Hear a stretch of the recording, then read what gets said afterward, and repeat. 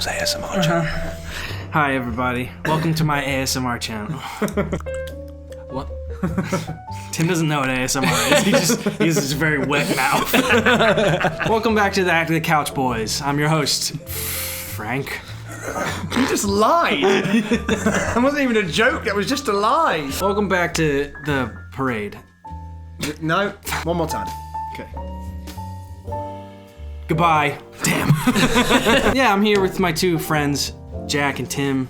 We make movies. We like it most of the time, but it's hard. Take it away, Tim. Basically, something we have continued to talk about is the fact that we all sort of assumed that there was going to be some sort of golden opportunity that kicked everything off, where we got this or we got to make this thing, and then it ended up being like, oh, and now the world is unlocked to us, and now we can make a big movie or a real show or a blah blah blah. I think we were expecting some sort of like ladder of progression, like, oh, I've done this, now I get to do this, and now I get to do this. Right. When really, like, the progression in the creative industry is like playing snakes and ladders. It's like, sometimes you're like, oh, this is like, oh no, I'm back down here again, I've got to make my way around, but this time the route's a bit different. I've never played Snakes and Ladders. Really? At least not the board game.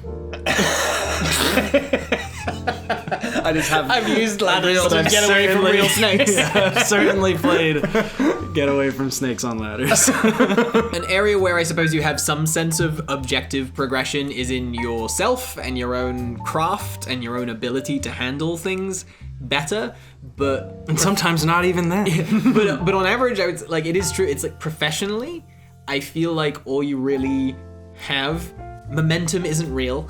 Yeah. Career momentum isn't a real thing. It's something that, in perception, might seem like, oh, it's really kicking off for them now. People manage to successfully market it like that's what's happening. Yes. Yeah. I think I'm the only person here who's had like what we would refer to as like a real thing happen. Rub it in. No, yeah, No, Jack, no. We get all your emails. You send us. You let us emails know every day. week. You send us a thing. did Hey, you realize that I'm the the only real one thing? who's. A real thing being like a series, Yeah. but no one gives a shit, and like we're all absolutely in the same boat all the time. That's So what you got my emails. That's what we said. It's our emails back. No one gives a shit about your real thing, Jack. I'm very disheartened, but I say all the time that if someone was to have said that to me, like right out of graduation or whatever it was, or when I was 18, if someone like truly said and like, no, I know that you're 18 and you think this is gonna happen in 2 years, but you have like 10 more years before it is, I don't know how I would react. I think I would just not believe the person. So I'm sure there's people watching this and they're like, but that's not how it is for me, which it might not be. As I'm sort of now taking meetings and more presenting myself as a writer and less of a YouTuber, I sometimes think, Are you glad you didn't pop I'm on kind of YouTube? glad I didn't get Yeah. 2 million subscribers and became known as Tim H the vlogger or something, because Right. then I think, and it's weird because you'd have initial career success and then you'd have a similar problem just a bit later. You'd suddenly realize, oh, it's hard to transition. We have enough pals who have had that, and we just in the circle of YouTube play at conventions or at film festivals where we're like, oh, everyone's feeling this way. Yeah. And sometimes it's frustrating because sometimes it's someone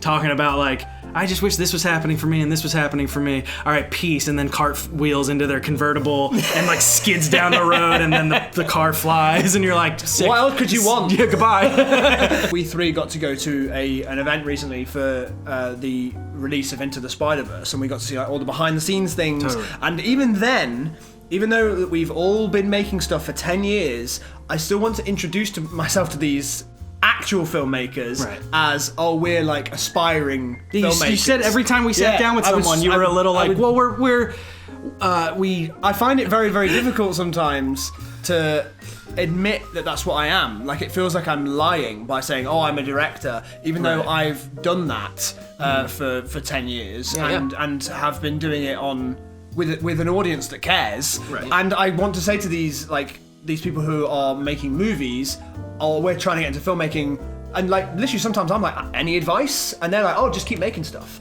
And sometimes don't you? I'm sure you feel the exact same way. I'm like, I am. I'm doing that all the time. Yeah. What else? It's almost like the industry is designed to wait you out, like slowly squash your spirit to make you stop, because it's we have to kind of keep believing that maybe tomorrow Right. it could all change. But obviously that can be a grueling wait, especially if there's rent. And I've only ever had one email in my life that said, yeah, I want to make something with you, like from people who have the potential to actually make it happen. Yeah. I've only ever had one email like that, and it still hasn't happened. I was a creative executive for a couple months last year, and I actually got to experience the process of bringing in people, being perfectly excited by their script, and truly thinking they're awesome, and then realizing that, oh, it's internal politics. It was simultaneously optimistic, like it made me go, okay, so those good meetings I've had weren't necessarily fake. Like those people maybe were excited by me, but at the same time it was heartbreaking that I then went, oh, and then like it's not. Yeah. You think that you're gonna hit a point where it's like someone says the right thing or you get the right email, but even then, it's like it's not quite good enough even then yet. as well, You're like, like, it's not. That's not really it though. The sort of it's not what you know, it's who you know thing. Even that is true to an extent. Yeah. Because we know quite a lot of people in different areas, Right. and like a good friend of mine who I've worked with very closely for many years now is in a very high position of power in a very cool company, and even then my script that I'm sending to her is on the pile with a lot of other scripts because she has other people she needs to answer to. It's not just her being like, cool, the door's open now, come in, we'll make some stuff together, this is gonna be really easy. It's not. It's the exact same process as it would be if I didn't know her. A lot of like this industry is other people's permission. Other people are giving you money, other people are believing in you, and it's just a lot of it is like building relationships with people. That trickles down all the way to when you're doing it on your own though too, where sometimes it's like, well, I can't, who am I shooting with? I don't have friends who want to do this with me. And don't get me wrong, this is stuff like we're not sitting high and mighty being like, oh, we felt this way and then have come to these grand conclusions that like it isn't worth being upset about that you're not where you want to be yet. It's where I get upset all the time. I'm not where it's sad. It makes you frustrated. I mean, you can tell from this video that we're incredibly frustrated. When I used to watch stuff like this, I felt like I was looking for a cure for how I was feeling. Like I was looking for like something that would not help me sort of not go through the feelings Fix it anymore. for me. Yeah, Right. And this isn't meant to be depressing. It's the truth is, but I wish I'd been told there is no cure. Like this is what it's going to be like all the time. It doesn't do you any favors to like, in addition to feeling like you're not where you want to be or that it's harder than you thought it was going to be, to then also beat yourself up about that and like feel bad that you feel bad and feel like, oh, well, if I was really meant to do this, wouldn't I not get discouraged at this point? Yeah. Like, wouldn't this not feel like another failure? Like, wouldn't I just be like, well, I've learned a lot and I'll pick myself up? Like, honestly, no. It's gonna suck. Like, you're allowed to be annoyed and sad and feel. I think you're also allowed to feel like you're not meant to do it for like a second. I think it's just like let yourself be there for a minute, because odds are if you actually stare it in the eyes and like truly reckon with it, you're gonna loop back around to being like, I'm in this, man. There's no other. I love it too much. Even if this was the plateau forever, that like this was the struggle, I'd rather do this. That's how I live my life. Yeah, I guess this is where I am. I love it too much to do anything else. And if you find yourself questioning if you love it enough, where you're like, shouldn't I feel that way? Like I would do it even if I failed forever. If you don't feel that way right now, don't freak yourself out about it, because I don't think I feel that way about it all the time.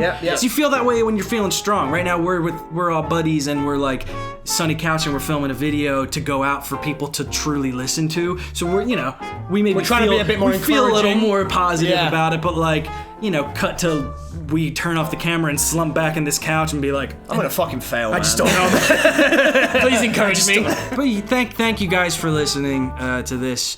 We like to talk about this stuff. Hopefully there are pieces of it that help you out. Or maybe you just, the whole time you were like, yeah, I know all this, be quiet. Either way, the big takeaway is that the camera battery died, and that's why this is audio now.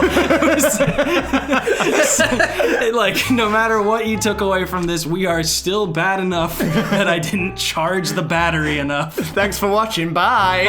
Later.